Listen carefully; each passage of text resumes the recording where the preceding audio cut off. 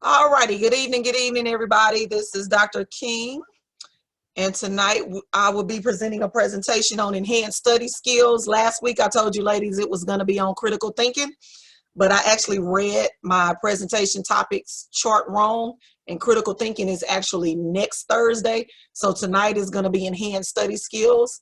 And without further ado, let's get going. So cognizant of everybody's time. Hold on. I am not sharing my screen. I had clicked over and wasn't even sharing my screen.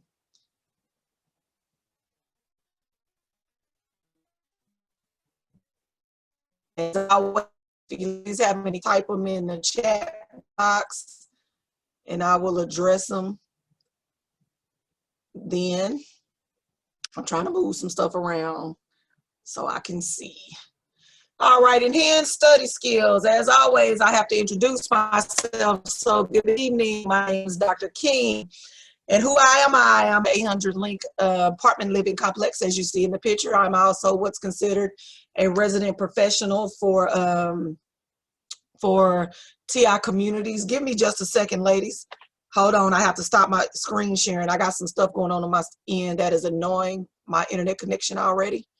So I'm going to close out some boxes and now I'm getting ready to open back up. I don't know, y'all may have seen that. It could be. You saw that, that's fine. Don't worry about it if you didn't. I just had to, I had too many boxes open on back and it was interfering with my internet connection and I didn't want it to disconnect on you ladies. So who am I? Personally, I'm a 34-year resident of Duncanville, Texas. You all know this. I've lived in the 800 Link community for 18 years. I am a wife and a mother. Educationally, I'm a graduate of Duncanville High School. I have an associate's degree in liberal arts from El Centro College. I have a bachelor's degree in psychology from the University of Texas of the Permian Basin. I have a master's degree in organizational management from the University of Phoenix. And then I also have an management from North Central University. And I consider myself a servant leader.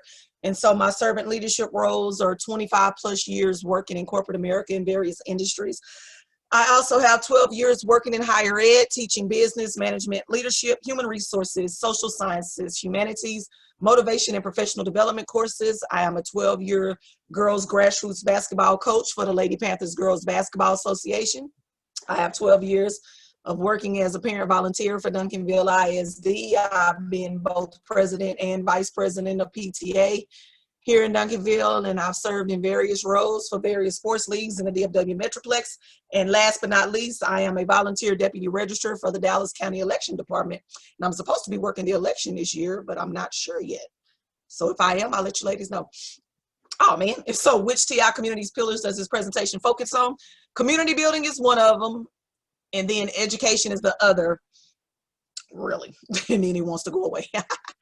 Who does this presentation benefit? This presentation benefits all school and college age students who want to learn how to enhance their study skill abilities and learn information to study smarter, not student, but study smarter and not necessarily harder. I don't care how many times I edit my slides, I always find an error somewhere, but no biggie. And so this is the poll. When you hear the word study, what emotion does that elicit? And somebody said it gets stress. And I hope I can alleviate some of that tonight with some of the skills I'm going to give, especially anxiety as well, boredom. How is studying boredom? Who put that on there? How is studying causing you to be bored? And then frustration. I can understand all four. I see anxiety. If y'all want to add any more, I see anxiety twice. So we're going to put that at number one. Anxiety, stress, boredom, and frustration. And like I said, you can add more as we go through the presentation and things come to mind. If we need to, we can come back to this slide because it's active. So even if I come off the slide, if you ladies want to add some more terms or anything to it, any more emotions, go ahead and do that. And I'll come back at the end and see what else is there. Tiring, it can be tiring, but I hope that some of the things that we talk about tonight and I teach you tonight will cause some of these to go away and give you a better means of studying, because I actually used to enjoy studying myself. Okay, what's going on? Hold on, y'all. There we go. For whatever reason, my slide was stuck. It wouldn't go anywhere. Okay, what does it mean to study? To study means to apply oneself to the acquisition of knowledge as by reading, investigation, or practice. That's dictionary.com's definition. And synonyms for the word study are reflect, analyze, deliberate, ponder, question, investigate, review, concentrate, reason, meditate, and scrutinize. And to be honest, all of those can be used for each other. That's why they're synonyms. But when you look up the words synonym for the word study in the dictionary, these are words that come to mind, and these are synonyms that come up for them. So studying is just another way to analyze information, another way to ponder something you've read, another way to review information that you've gone over, to concentrate and comprehend something you've learned. It causes you to reason with yourself. I may not understand this, or I understood this one way, and now my reasoning skills are allowing me to understand this another way. You can reflect back on things that you've learned and bring them, I always talk about things coming full circle when I talk about my presentations. You can reflect on something that you learned in the past and understand how it works with something you're learning now. So studying, it brings about all of these things, and look at it either one of these ways instead of the word study.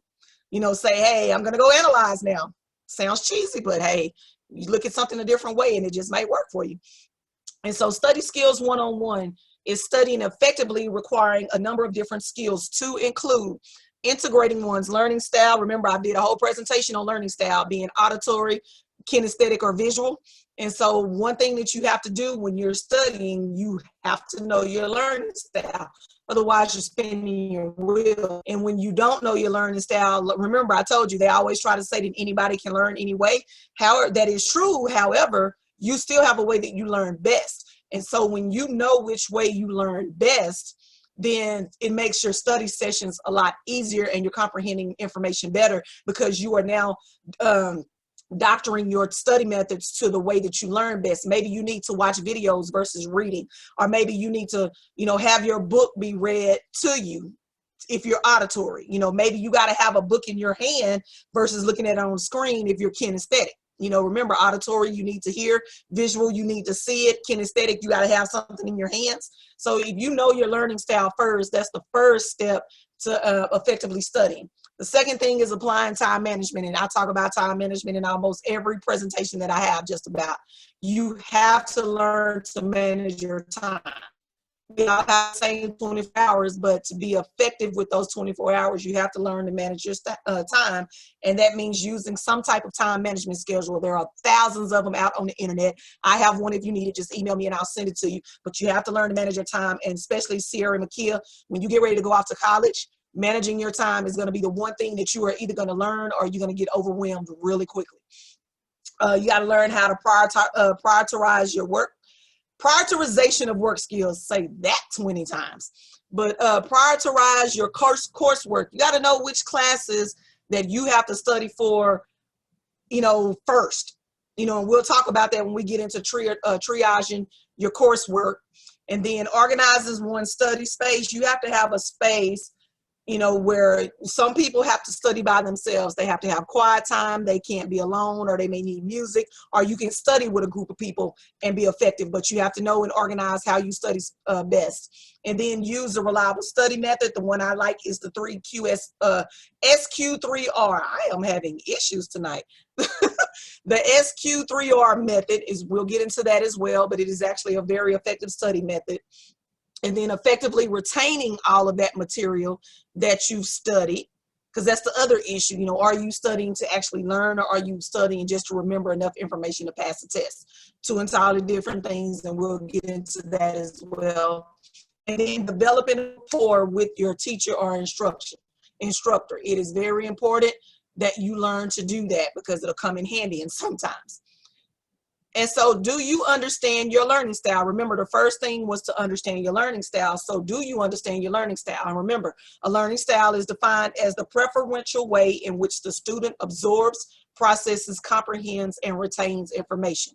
Each person is born with certain tendencies toward particular styles, but these biological or inherited characteristics are influenced by culture, personal experiences, maturity level, and development. So yes, even though, and that's why I remember I say, you have a preferred way to learn, but you can learn other ways. There may be things that happen in life that your preferred learning style can't take precedence because of an environmental situation. I mean, it happens, but if all things are equal and everything is going the way you want it to, there is a preferred way that your mind wants to learn best. And when you learn that, you'll learn to be able to adapt to and change as you need to. But that preferred, inherent, born with way that you want to learn best or need to learn best is what I'm talking about here. And so the three basic categories of learning style, remember we just talked about them. Auditory learners, these are people that learn better by hearing. My child is an auditory learner. I'm not. But, auditory learners work good with videos. They work good with music, just lectures, things like that. Kinesthetic learners, which is what I am, they learn better by doing or hands-on. I have to have a book in my hand. I can see some things, but you just can't tell me to do something. You can tell me, but if you think I'm just going to do it by you telling me, that's never going to work. I need to hear it and I need to see you doing it, but more important, I need to see you doing something. And then visual learners, those are the ones that all you have to do is show them something one time and they're doing it. I need to be able to, as you're doing it, have a prototype of it or another one in my hand that you're doing and working with it and going through the motions as you're doing it. That's how I learn best. So there are some people that learn better by hearing, some learn better by doing and being hands-on, and others learn better by seeing. And it doesn't mean that one is better than the other. That's just, those are the basic three preferred ways of learning. And then there are other sub ways, but if you ever go and look at any of the subcategories of learning styles, they are all foundationally based on either one of these threes, and normally threes learning styles, and normally it's just really a combination of the three is what it is. Any subcategory of a learning style sometimes is really just a combination of one of these three. And then a very effective tool in completing your educational goals and ultimately professional goals is being aware of your basic learning style of either being auditory, kinesthetic, or visual. If you do not know what your learning style is, please use the following link to take the learning style questionnaire, and if links actually, and if you answer truthfully, you will have your answer in a matter of minutes. The second link can be used by parents to determine their child's learning style if they are not old enough to answer a quiz by themselves. And if anybody needs these learning style quizzes, email me and I'll send them to you. You can't click on it from the screen, and I'm about to change the screen. So you're not going to be able to write them down, and what I'll do is I'll copy and paste them once I finish with the presentation if anybody needs them. If you have a little child, and I don't think anybody on here does, so I'll just copy and paste that first link, the top link. But this is a learning style quiz, and there are several out there on the internet, and my suggestion is go out and Google learning style quiz, take this one and then a couple of more, because you always want to validate your results, and validation normally means doing 3, because you want to triangulate your information. And so doing 2 can go 50-50, go either way, but one may tell you you're auditory, one may tell you you're visual. But if you do 3, if you answer the questions honestly and truthfully, at least 2 of them, if not all 3 of the quizzes, are going to give you the same result. So I always say, do this one, but also go out and find 2 others, or do at least 3 or 4, but be honest with yourself when you're answering the questions, and you will understand what your learning style is. And a lot of times you already know your learning style, it's just you never really paid attention to it. But now that you know, you'll start realizing, hey, I do learn better that way, and you make that work for you. And so in addition to learning styles, time management is basically the second way. And when I put this information on here, I kind of put it in my preferential way. It may not be yours, but it is mine. And so when I talk to my students, I try to always explain learning style first, the importance of knowing your learning style, and always the importance of managing time. And so time management, ability to plan and control how someone spends their 24 hours in a day to effectively accomplish their goals. And in order to do this, it requires the use of a time management schedule. You always see somebody, with the phones, calendars on your phones, to-do lists, remind lists. Remember back in the day, we had the big old calendars, dry erase calendars that you could put on the wall or put on your desk. All of those that, by all intents and purposes, are time management schedules. We're all trying to figure out how to schedule our time every day. And then you must know when to say no. Sometimes people are going to be, hey, let's do this. Hey, let's do that. And you just have to say, no, I have to study. I have homework I have to do. I have to work on this project. I need to listen to this video. I can't, even though I want to, I'm going to have to say no today. Can we schedule this for another day? You know, things like that. And so then also, then that's applying self-discipline. You know, you have to know to be able to say no and know when to sit down and study. Sit down and do your homework, read your chapters, listen to whatever your instructor told you to listen to, watch the slides. You know, there is just the self-discipline has to be there to sit down and do what you have to do and take care of business. And then you might have to sacrifice something. Like I said, spending time with friends. Excuse me, spending time with friends, hanging out, watching TV. Sometimes you just can't do those things. You know, your friends may be going, you know, especially if you're in college, your friends may be going to the, you know, to the dining hall to eat. You know, you can't go because you have to do your work. It doesn't mean that they're not busy. It's just at that particular time, they don't have to study, or maybe they're taking a study break and you can't take a study break right then. So sometimes sacrifice comes in, but what I tell my daughter, and if you read at the bottom, handle your business on the front end and you'll have all the time that you need on the back end. When you manage your time and do what you need to do up front, you'll find that you have all the time in the world to do what you need on the back end. It's like paying bills. Once all your bills paid, you have this calm that comes over you.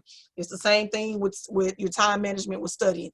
Once you study and get all of that out of the way and get it done and complete for the week or for the whatever day you need to get it done, it's like a calm comes over you because you've accomplished something. So it's the same thing. And then sometimes you have to question if you're doing too much that interferes with completing academic coursework. And this is for anybody. This is just not for Sierra and Makia. This is for anybody. You know, if you're in college or you just, you know, learning, taking professional development or whatever, sometimes we tend to overstack our lives, you know, and we want to do this and we're like, hey, I can do that. Hey, I can do that too. You know, I can do this as well. And then you find out I've actually, you know, extended myself a little bit. And so sometimes you have to look at what you're doing and you got to drop the things that, you know, you triage. And we'll talk about triage here. Triage is basically prioritizing your life. You know, use it a lot in the military, but it's a term that can also apply to life. You have to triage and prioritize and put things in levels and drop those bottom levels that unfortunately are not something that your life is detrimentally dependent on. And so if it's something that you're doing that you can put off till later, then unfortunately you may just have to do that. It's all about good time management. And then you have to, and you must schedule you time and practice self-care, because you can't take care of anybody else if your cup is empty or half empty and theirs is full. You have to fill yours up and have it overflowing in order for you to help somebody else overflow. So you must schedule you time. I got good at it working on my doctorate because my dissertation chair made me schedule me time. You know, I took a weekend off every month and did girls' weekend. You know, it was pertinent. It was almost a must that I did my girls' weekends because it cleared my brain. I didn't think about my dissertation. I didn't think about coursework. I just thought about having fun and hanging out and being with my friends and things like that. So you have to schedule you time to recharge your batteries and clear your mind out. And you'll find that you'll come back with a lot more ideas and you're a lot more effective and things of that nature. And so the next one, it is about prioritization. And two things with prioritizing your time is being effective and being efficient. And so with the effectiveness to prioritize your classes, we just talked about this. And so in this instance, the first step of triage will be focus on any immediate assignments, tests, or tests coming up, anything that's due that week, any homework assignments due that week. You know, anything that's due that week takes precedent. That's the most important thing that you need to work on. Focus on any chapter readings that are a lot of pages. Say your instructor or your teacher or whatever gives you 2 or 3 chapters to read. Then yeah, and that also requires a little more time because most often you're not going to sit there in one sitting and read 3 chapters unless it's a Saturday afternoon or something like that. So that's your first level. Anything that's immediately due in that 7-day period, 5 to 7 day period that you're in. And so then the second level of triage with your studying is going to be focused on any projects due, chapter readings. If you have a lot of chapters you have to read, you would also add that to this list. And reading in preparation to complete any assignment that is required. So say you have an upcoming paper that may be due in 2 weeks and you need to spend time reading and researching and preparing for that. In high school, a lot of times teachers will give that time. But when you get to college, you know, in high school, teachers give you class time to research because they're teaching you how to do that. But once you get to college, no. You got to come through the door knowing how to do that. Some teachers will, especially with incoming freshmen, but don't bet on it. It's very few teachers, and a lot of times they're doing that out of the kindness of their heart, because when you get to college, there are things that have to be, there's a required standard of what you must do when you're door. And a lot of that is knowing how to triage your time and study. Because once again, if you don't, you'll get overwhelmed really quickly. And so then the third level of effectiveness and prioritizing your time is focusing on assignments with due dates that are more than a couple of weeks out, a week or two out. But do not forget about these assignments and what's needed to complete them, because these assignments are ultimately going to move up to level 2 and level 1 assignments and things of that nature really quickly. So level 3, these may be, you got a test coming up. It's, you're in the second week of class, midterms are coming up, say this is a 5-week class, you're taking a midterm in week 3, in week 4, or let's take this way, it's an 8-week class. This is week 2, you got midterm coming up in week 4, or something like that. And so you're trying to study, but you have time because this test is 2 or 3 weeks out. So that's what level 3 studying is. Level 1 is going to be, hey, I got something to do this week. It's Monday, I got something to do on Friday. That's level 1. Level 2 is, I got a paper due next Wednesday, and it's now Tuesday of the week 4, and so I got about 7 days to work on this paper. That's level 2, not week 2. That's level 2 effectiveness. And then level 3 is, I have midterms coming up in 3 weeks. I can work on that, between now and then. So that's how, if you want to understand the examples of that, that's how that works. And then efficiency, ability to do things quickly and accurately. And that's where I'm getting with this study skills, enhanced study skills. Invest your time the right way. Determine how much time that you need to study, or how much time that you have to study, and then divide that time by the number of classes that you need to study for, and understand that you may need to sacrifice some things, such as hanging out with your friends, and stick to that schedule for as many days as needed every week. Every week when you're in school, there is going to be something due. It may be a small discussion question, or it may be a paper or an exam, or just a regular assignment, some type of assessment, but there's always something due every week. So you have to learn to invest your time. You may have 8 classes, but you only have 2 or 3 that you really have to study, because the other ones are not, it's not that they're not doing anything right now, but there's nothing major doing those classes.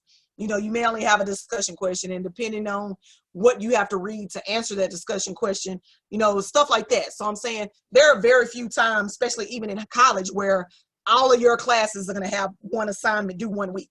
Every now and then it's going to happen, especially when it comes to midterms and finals. Yeah, but all week, a standard semester on a ground campus is 16 weeks, something like that. So you're not going to have something major due all 16 weeks. You may have something due in week 4, something due in week 8, something due in week 12, something major due in week 16. That's pretty much how that'll work. So you got to learn to invest your time and study and prioritize, triage your time. That's the one thing you have to learn to do. And when you learn to triage your time, that's how you learn to manage your time. They both work together. And so then how to organize in a study capacity. This is all about organizing study space. This is applied to studying, where you're going to study, how you're going to study, whether or not you're going to study with someone or not. So find a place to study away from things and people who are distractions. Some people can study in groups. I can, depending on what I'm doing. If it's like a group assignment, then yeah, you're pretty much understand that you're going to be studying with other people. But a lot of times I have to study by myself, because sometimes with people being around me, things that they're doing, playing and laughing and joking and all that tends to interfere with my ability to retain information. So I can't be around it, but I can study on, low, or I can study with the television on or low. I just can't normally study around or with other people unless it's a group assignment. And so where it says you will either be your own peace or your disturbance, because you determine what you have to do. Nobody can do that for you. I can't tell you where to go to study. You have to determine what you need to study effectively, and create a study space that works exactly the way you need it to work. And you don't let anybody violate that. When you are studying, that's just like, that's a sacred thing. You don't let anybody stop you from studying, deter you from studying, and say, you can just study later. Let's go do this now. No, you can't. you have to set priorities and boundaries when it comes to studying, because ultimately your grades are your responsibility. And so then have everything that you need to study with: pen, paper, highlighters, computer, a laptop, printer, be somewhere that you have everything that you need to study with. And you may have to print off some stuff, some charts or some forms or a graph or something. So make sure that whatever you need, everything is there with you that you need to study with. And then depending on how long, remember I said determine how much time you need to study, how many classes you need to study for, divide that. That'll tell you basically how much time you have to study for each class. You have to set breaks to clear your mind. And so say you may have 3 or 4 hours to study and you have a couple of classes, so you may spend 2 hours in each. Before you go from one class to the next, give yourself about 10 or 15 minutes to go to the restroom, clear your head, get something to drink. You don't want to drag history into chemistry. Clear your mind from one course before you enter into another one. So always take that study break. It's a mini U break, and clear your mind and have your stuff ready. And especially when you're studying heavily, like for an exam or writing a major paper or a project or something like that, you have to give yourself time to mentally clear out sometimes. Sometimes you have to, because like I call it brain fry. You can fry your brain. It is optional. It is not optional, but it's a thing when you're studying. Your brain seems like you have ears, just virtual smoke coming out of your ears. So take some time when you're studying. You will be, you'll love yourself for it when you do it. And so the SQ3R method, most people have heard this years ago. Some people know, some don't. Some teachers use it, some don't. There are several different study methods to this. To me, this one tends to be the easiest one to work with. And the SQ3R method, which is also known as the SQ3R study method or the SQ3R reading method, is a way to study, understand, and remember written information more quickly. So this is, there's really not a whole lot of studying that goes on where you're not going to be doing a bunch of reading of some kind. You're going to always be reading something, chapter material, or, like a little paragraph or something, and answer some questions. So the SQ3R method is really a way of reading efficiently and effectively without spending hours and not retaining anything. This teaches you how to read and retain information. And this method was created in 1946 in the book Effective Study by an educational psychologist named Francis P. Robinson. And then the goal of the 3QSR method is to help students to efficiently and actively work on reading and understanding educational texts. However, it can also be useful for anyone who in their work studies or have free time that relies on written information and they want to understand that information better. So if you have, outside of college students and high school students, if you're somebody who on your job has to write reports and review reports and read other people's written work, this SQ3R method is a quick report real quick, because it teaches you how to pick out certain information and how to look for certain things. And that's what you focus on. Everything else, if it's not important, you get tunnel vision really, and you ignore the stuff that's insignificant and you focus on the stuff that's relevant. That's pretty much what this method is. And the SQ3R method is actually 5 steps. And so the S is to survey. What you're going to do before you start reading, whatever it is, you go through and scan that text. What am I reading? How much am I reading, especially if I'm reading a chapter. When I was in college, I needed to know how many pages this chapter was, because that's going to determine how long it takes me to read it. So first thing I'm going to do is scan the text, see how much I got to read. Then I'm going to look and see how many charts and pictures and things are there, how many sections I have to read, the layout of the text, that chapter information, because I want to know, is there information that I have to read, information that I don't have to read? Because, especially with textbooks, they have those little breakout sections where they have like a scenario that you read and may have to answer questions. And if your teacher doesn't tell you to read that, you don't have to read it. Sometimes they do want you to read that stuff because it's going to give you, it may be a question on your assignment. But a lot of times that information is really there for you to pay attention to if you want to, or to come back to. But if you're not being told to read that information, let that go. Triage it, level 3. Look at it that way. That's a level 3 read. I'm only worried about level 1, especially, in level 2 next. You can use the triage method for anything. And when you scan in text and trying to realize what you need to read, learn to use that. And then pay attention to any charts, graphs, or sections. And that's what I was just talking about. Looking at how many graphs on there, what are you going to need, what you're not going to need, you know, all of that type of stuff. That's what you survey. And then the next thing is to question. Ask yourself, how much of that information do you already know? You know, if you're reading on information, like say you're going from chemistry 1 to chemistry 2, and so you always know of the chemistry 2 book is really going to be a refresher from chemistry 1. So how much of this information do I already know? Do I really have to actually read this, or do I just have to go over it and scan it and say, hey, I remember that, and I can highlight stuff that I remember and underline stuff that I remember and annotate? You know, how much do you already know, so you'll know how much do you need to know, and do you need to learn with this reading? That's what you do. And then question what the author is trying to convey with this material. What are they really trying to get you to understand? Because sometimes there is a focus on a certain topic or a certain course objective when you're reading chapter information. So you got to ask yourself, what am I really supposed to be learning with this information? And then once you read it, then question again, did I learn it? And if not, I need to go back and read again. Or what is it that is combating me and stopping me from reading, understanding, and comprehending what I read? I may have to do some additional research.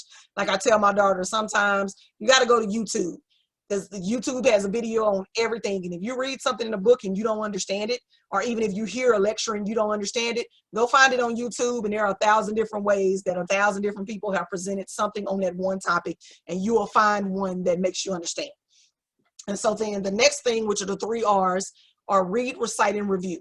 So read, actively read the information. Don't just sit there and go through this way. Have a pen in your hand, have a highlighter in your hand. Highlight that information, understand information. I like to put stars next to stuff, draw arrows. I'm in the sides, annotating and, you know, writing things. You know, anytime you can look at anything I've ever written, and every page that I've read is either highlighted or I may have brackets around paragraphs or sentences that I needed to make sure I understood that information. So you have to actively read, highlight, and annotate, and take notes as you go. I always take notes as well. You know, I'm really good. I have those plethora of stars over here that are just full of notes. My child will tell you that. And then recite. So when you read something, can you put that information in your own words? Because just reading it and regurgitating the information does not mean that you learned anything. So if you read something, and if I assign you a chapter to read or a page to read, and then I ask you, well, hey, Tori, can you tell me what that information, what were we talking about in information? If you can't summarize or paraphrase what you read, you didn't learn anything. If you tell me and regurgitate the information that you read, you didn't learn anything. I want you to be able to tell me in your own words what you read and what it means. That's basically what recite means.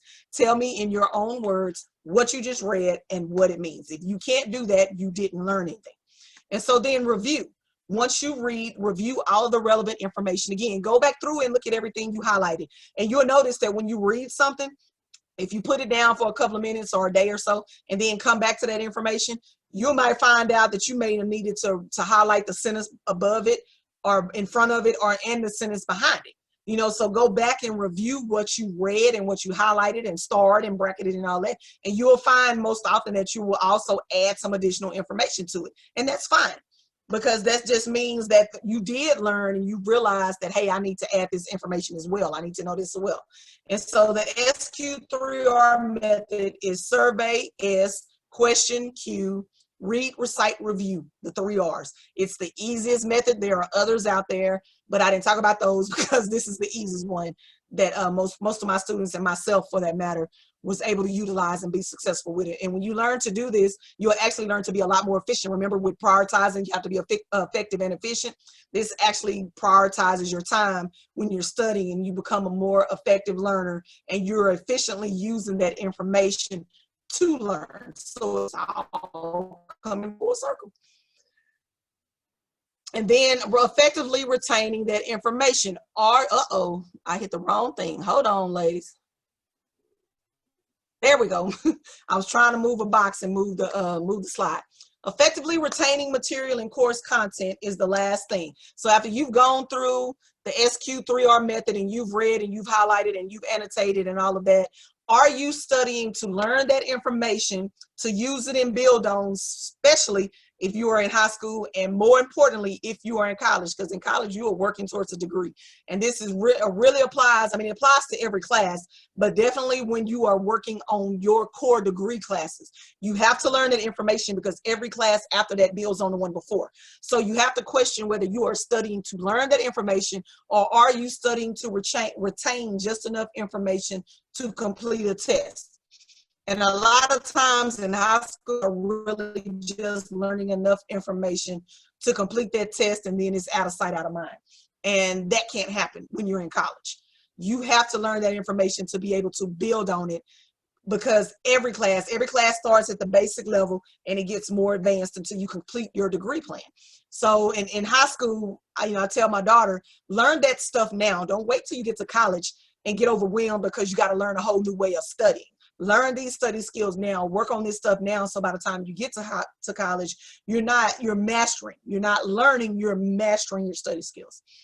So, and only one leads to learning success, and it's not the latter. If you're just learning information to retain it just fast enough to complete a test or complete a paper, and you don't remember anything afterwards, then you didn't learn anything at all. All you're doing is trying to get a grade, and the only value that a grade has is the value that you apply to it. Anybody can earn an A. It's the value you place on that A. So, and that's a whole nother presentation. I'm not going to even get that deep with it. But the point is to study, to learn for yourself. You want to enhance this. An A doesn't mean anything. There are a lot of people that buy A's all the time and don't know a thing. Learn that information, retain that information, and then that A means a lot more than the A that somebody paid somebody to earn for them. And then using internet resources are fine. And I cannot stress that enough, because the reason I'm saying that is because with virtual learning going on in such a large capacity right now, I see a lot of parents telling their kids, you can go online and use this website and put the problem in and it'll solve the problem for you. But then you question, did you actually learn how to solve that problem though? If I give you this problem on a test, you do know that you can't go back to that website. So in the process of you writing down those steps to solve that problem, did you actually learn how to solve that problem? That's where learning and retaining information comes in. You can go to this website and do this math problems and put your problem in there and it'll solve it for you. But as a teacher, I'm going to know whether or not you actually learned anything, because what I'm going to do is give you other problems. Show me through solving these problems by yourself without the use of this website that you know how to work that problem. So the internet resources are fine. It's just that you have to be able to show mastery of that information. Just like I said, if you can't explain it in your own words, you didn't learn it. The same thing with any subject. If you can't do a math problem without going online and sticking the problem in and letting it work out and give you the answer, you're not learning anything. All you're doing is getting an answer. You have no clue what the steps were to doing that and why they were required. And so then, have you learned that information to where you can test on it at the end of the semester or the school year? That is going to be another problem that a lot of kids are going to have with the virtual learning when they're listening to their parents. It's my house, if I tell a child to go on the internet and find this answer, them do that. You're right, your baby will get an A. They're going to get 100 on their work, but they're not going to get 100 on their test because they didn't actually study for that test.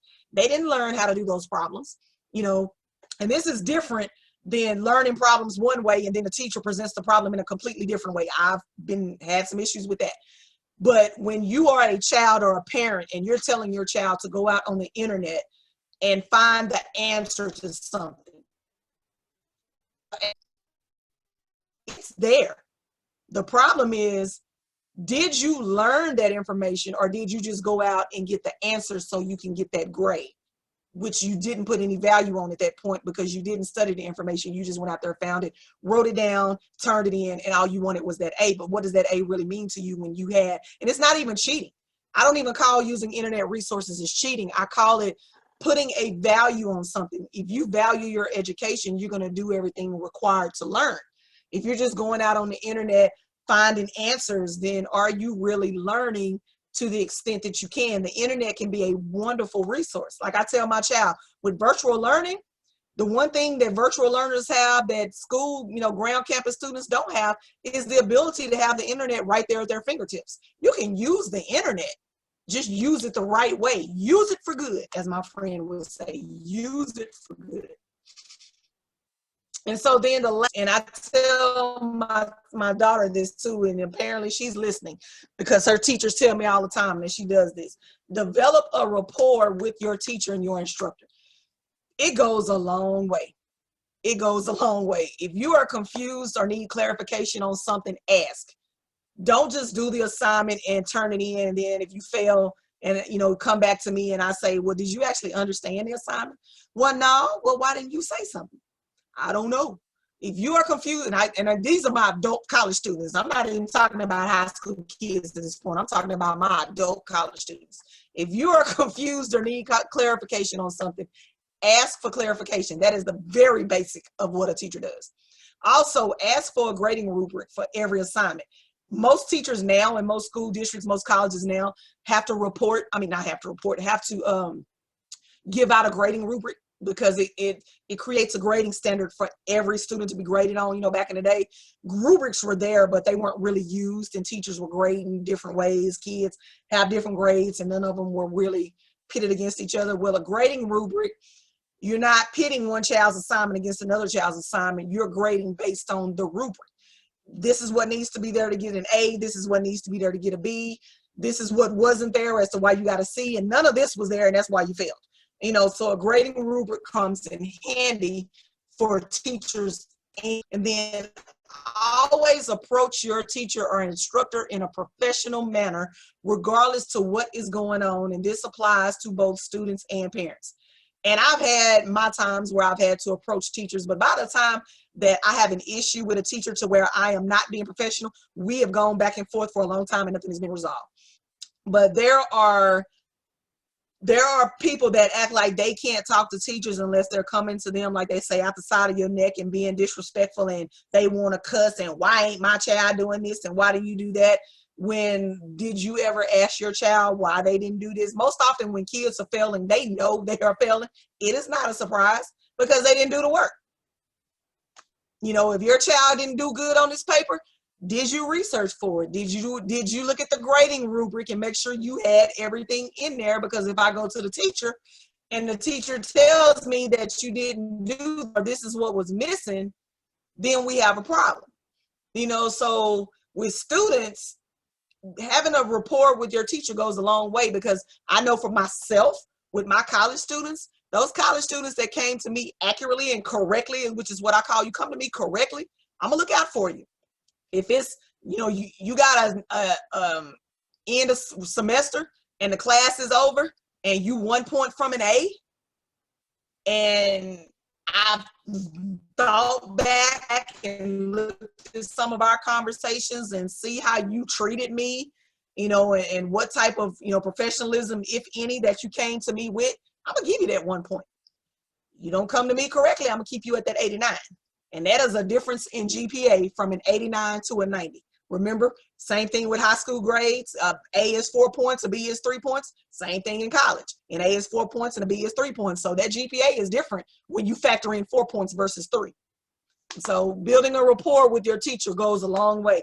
When you need help on things and teachers want to give you a little extra time, or, there are just all kind of examples of why building a rapport with your teacher as a parent and a student is important.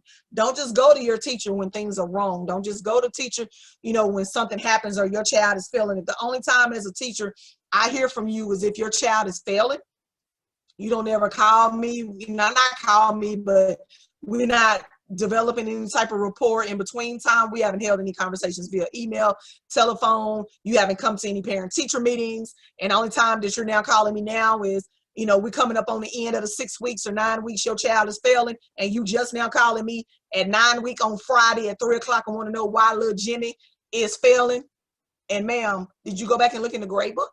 But Jimmy hasn't done any work. So develop a rapport with your child's teacher. If you're a parent, if you're a student, develop a rapport with your instructor, because it will go a long way and it matters. And if you're in college, if your instructor invites you to a lunch or a dinner that also includes other students, go to that lunch or dinner, because they are now trying to invite you to participate in something. You know, a lot of times instructors pay attention to their students, and they may have a project or something coming up and they need student help. You can get extra credit, you can get an extra grade, you know, all kind of things. So if your instructor invites you to something, and when I say there are other people going, yes, don't go to nothing. It's just you and that person. That's so much can go wrong there. But if it's something where, say, your instructor invites like 5 or 6 students in the class, then there is something going on that they want you to be a part of, and that's actually a really good thing. You know, when college instructors start paying attention to students, especially when you're in certain degree programs, science, you know, science, STEM classes or business classes, you know, when instructors start paying attention to you and start asking you to do additional things, that's always a wonderful thing, because there's down the line, you're going to need a recommendation of some kind from that instructor, and you always want it to be a positive one. And like I said, a lot of times those little extras lead to extra points in the grade book, which is always a wonderful thing when it comes to your grade. Plus it's extra experience and all of that type of stuff as well. So if you're given that opportunity to participate in something like that, you know, do it, you know, but that's always make sure it's other people involved, not just you and that instructor, because so much that can be interpreted and go so wrong so fast. And so next week, and this is what I put last week, and I apologize because I read my topic list wrong. Next week, we will be discussing critical thinking next Thursday at 7 p.m. on Zoom. And then as it with anything else, you know, if you have any questions for me on anything in this presentation, always, you know, y'all have my number, call me. But if you don't, always email me at 800educatorbridget@ticommunities.com, or catch me on Facebook at facebook.com/Dr. Bridget M. King, EDD. And so I wanted to go back to did anybody add anything new to the slides? Let's see, tiring, stress, anxiety, frustration. That's all we had, no problems. I just wanted to go back and see if we had anything, had anything else there. I'm not sure what's going on with that right now, but I'm gonna stop screen sharing. And does anybody have any questions for me? And if y'all want to, go ahead and click on the survey link. So when I close this out and end the meeting, that you have the feedback link, and add that in. The topic name is enhanced study skills. And then as always, it's gonna be education and community building. And then because Sheila and Tori, you don't live in the complex, where it asks for the unit number, just put you don't live in the complex. And then Sarah, you know what to put there. But if there are no chat, if there's no questions on anything, this has been another wonderful topic for this week. And this was a good one. Every week I try to have some really good presentations and present some good information where I'm, sometimes I'm also talking to myself as I'm talking to you ladies. So this was another one of those things, and studying, you can study on things, for things that work. The 3Q SR method, the SQ3R, I'm being dyslexic right now. The SQ3R method also works on the job, especially when you have a lot of reading to do. Triaging your time management, being effective and efficient, having space to study and read. All of that stuff, everything that you're learning here works on the job. It's not once you're done with high school and college that is over, you don't do it on the job. All of these things that I try to talk to you all about every week works both in your personal and professional lives, and use them. The more skills and more foundation that you have, the easier life becomes to navigate in certain areas. Make sense? So if there are no questions on anything, we are actually finishing early tonight, which I wanted to do. I don't want to hold you guys the entire hour every week. But if nobody has any questions on anything, does anybody have any questions before I say good evening? If you want to ask, undo your microphone, or type in, unmute your microphone, or type in the chat box. I don't see anybody typing anything or anybody saying anything. I'll give you about a minute just in case. But this was another good presentation. I'm proud of myself. I'm finding information that is actually really pertinent, and I'm trying to make sure that that people have what they need. Trying to look out for everybody. But I don't see any questions, and nobody has unmuted their cameras, so I'm going to say good evening, ladies. Thank you so much for coming, spending your evening with me. Love you as always, and I will see you all next week. Bye-bye.